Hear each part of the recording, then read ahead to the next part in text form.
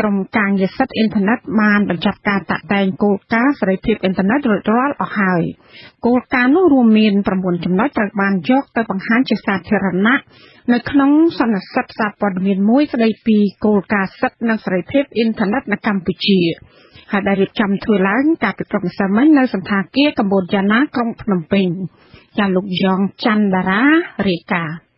ក្រុមការងារសិទ្ធិអ៊ីនធឺណិតដែលមានសមាជិកភាពពីអង្គការជាតិនិងអន្តរជាតិមួយចំនួនបានចេញសេចក្តីថ្លែងការណ៍រួមគ្នាមួយស្តីពីគោលការណ៍សេរីភាពអ៊ីនធឺណិតនៅកម្ពុជាសេចក្តីថ្លែងការណ៍នេះមានគោលការណ៍សំខាន់ៗចំនួន9ដែលគ្រូនឹងដាក់ជូនភាគីពាក់ព័ន្ធមួយចំនួនដូចជាក្រសួងមហាផ្ទៃក្រសួងប្រៃសណីនិងទូរគមនាគមន៍និងក្រសួងព័ត៌មានដើម្បីលើកកម្ពស់ការពិភាក្សានិងពិគ្រោះយោបល់សម្ដៅបញ្ជ្រាបកាន់តែច្បាស់អំពីការអនុវត្តនិងគោលនយោបាយអភិបាលកិច្ចអ៊ីនធឺណិតគោលការណ៍ទាំងនោះមានជាអាចការទទួលស្គាល់សិទ្ធិមនុស្សនៅលើអ៊ីនធឺណិតនិងសិទ្ធិនៃការប្រើប្រាស់អ៊ីនធឺណិតដើម្បីធានាថាបុគ្គលទាំងអស់មានសិទ្ធិក្នុងការប្រើប្រាស់អ៊ីនធឺណិតដោយមិនមានអ្នកណាអាចកាត់ផ្តាច់បានលើកលែងតែក្នុងករណីជាប់ពិរុទ្ធក្រៅពីនេះអ្នកប្រើប្រាស់អ៊ីនធឺណិតត្រូវមានសិទ្ធិចូលរួមបង្កើតជាក្រុមនិងសិទ្ធិក្នុងការបញ្ចេញមតិលើកលែងតែការប្រើប្រាស់ក្នុងរូបភាពជាប្រមាថការប្រើប្រាស់រូបថតឬវីដេអូអ្នកដទៃដោយគ្មានការអនុញ្ញាតឬការចោទប្រកាន់អ្នកដទៃដោយគ្មានភស្តុតាងបន្ថែមពីលើនេះអ្នកប្រើប្រាស់អ៊ីនធឺណិតត្រូវមានសិទ្ធិទទួលបានព័ត៌មានដោយមិនមានការរារាំងឬបំបិទការទទួលបានព័ត៌មានណាមួយនោះឡើយ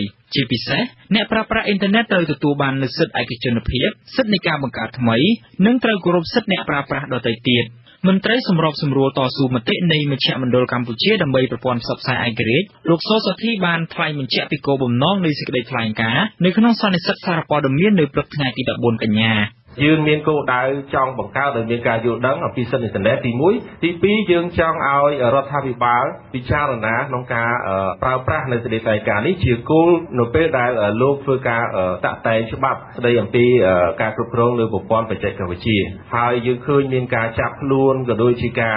ចោទប្រកាន់តាមផ្លូវច្បាប់ទៅលើអ្នកប្រើប្រាស់អ៊ីនធឺណិតមួយចំនួនរួចហើយអញ្ចឹងយើងមើលឃើញថាបើទោះបីជាមិនទាន់មានច្បាប់ក៏ដូចជាលក្ខខណ្ឌណាមួយក៏ដោយក៏ប៉ុន្តែការប្រើប្រាស់ច្បាប់ព្រមមិនទាន់ទៅលើអ្នកប្រព្រឹត្តបទល្មើសតាមអ៊ីនធឺណិតនេះបានចាប់ផ្ដើមទិន្នន័យមូលដ្ឋានខែមិថុនាឆ្នាំ2015របស់ក្រសួងប្រៃសណីនិងទូរគមនាគមន៍បង្ហាញថាអតិថិជនអ៊ីនធឺណិតទាំងចល័តនិងអចល័តនៅកម្ពុជាមានចំនួនជិត6លាននាក់កើនឡើងខ្លាំងបើធៀបទៅនឹងឆ្នាំ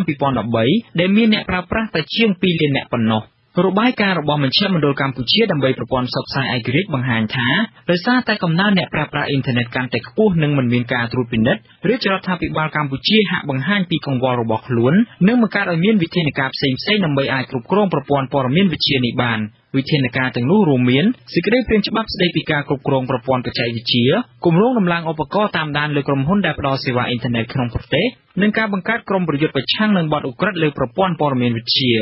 ាលើពីនេះទៅទៀតកាលពីខែឧសភាកន្លងទៅមន្ត្រីនាំពាក្យនៃទីស្តីការគណៈរដ្ឋមន្ត្រីលោកផៃស៊ីផានបានសរសេរនៅលើគណនី Facebook របស់លោកថានឹងចាត់វិធានការណាមួយទាំងផ្លូវបច្ចេកទេសនិងផ្លូវច្បាប់ចំពោះជនណាដែលយកបណ្ដាញសង្គមមកប្រើពាក្យអសុរោះជេរប្រមាថនិងបរិហាបង្កាច់គេទៅលើមន្ត្រីរាជការសាធារណៈលោកផៃស៊ីផានចង់ឲ្យមានការអនុវត្តច្បាប់ចំពោះករណីទាំងនេះដើម្បីរក្សាសេរីភាពនិងសេចក្តីថ្លៃថ្នូរក្នុងការប្រើប្រាស់ប្រព័ន្ធអនឡាញបន្ថែមពីលើនេះរាជរដ្ឋាភិបាលកំពុងដំណើរការបង្កើតនាយកដ្ឋានថ្មីមួយចំណុះឲ្យក្រសួងមហាផ្ទៃមានឈ្មោះថានាយកដ្ឋានប្រឆាំងបទល្មើសបច្ចេកវិទ្យានាយកដ្ឋាននេះនឹងមានភារកិច្ចសហការជាមួយស្ថាប័នរដ្ឋនិងឯកជនដែលផ្គត់ផ្គង់សេវាបច្ចេកវិទ្យានិងទូរគមនាគមន៍គ្រប់ប្រភេទដើម្បីឲ្យមានការស៊ើបអង្កេតប្រមូលភស្តុតាងនិងបង្ក្រាបបទល្មើសតាមប្រព័ន្ធបច្ចេកវិទ្យានាយកដ្ឋាននេះក៏នឹងស៊ើបអង្កេតនិងចាត់វិធានការតាមផ្លូវច្បាប់ចំពោះសកម្មភាពញុះញង់ជេរប្រមាថនិងរើសអើងពូជសាសន៍បង្កចលាចលក្នុងសង្គមតាមប្រព័ន្ធអ៊ីនធឺណិតគួបផ្សំនឹងការបង្ក្រាបការជ្រៀតជ្រែកចូលនិងបំផ្លិចបំផ្លាញប្រព័ន្ធព័ត៌មានវិទ្យាការបង្កើតមេរោគកុំព្យូទ័របំផ្លាញឯកសារឬការបង្ករំខានដល់ដំណើរការប្រព័ន្ធបច្ចេកវិទ្យានិងការធ្វើចារកម្មទិន្នន័យសេចក្តីប្រកាសជាសកលស្តីពីសិទ្ធិមនុស្សត្រង់មាត្រា19ចែងថាមនុស្សគ្រប់រូបមានសិទ្ធិក្នុងការចូលរួមសម្ដែងមតិសិទ្ធិនេះរាប់បញ្ចូលទាំងសេរីភាពក្នុងការប្រកាន់មតិដោយគ្មានការជ្រៀតជ្រែកនិងសេរីភាពក្នុងការស្វែងរកការទទួលនិងការផ្សព្វផ្សាយព័ត៌មាននិងគំនិតនានាដោយគ្មានព្រំដែនទោះតាមរយៈមធ្យោបាយសម្ដែងមតិណាមួយក៏ដោយចំណែកមាត្រា19នៃរដ្ឋធម្មនុញ្ញនៃប្រជាជាតិកម្ពុជាវិញចែងថាប្រជាពលរដ្ឋខ្មែរមានសិទ្ធិសេរីភាពខាងការបញ្ចេញមតិរបស់ខ្លួនសេរីភាពខាងសារព័ត៌មានសេរីភាពខាងការបោះពុម្ពផ្សាយនិងសេរីភាពក្នុងការជួបជុំខ្ញុំយ៉ងច័ន្ទតារា Visual Asia សេរីភ្នំពេញ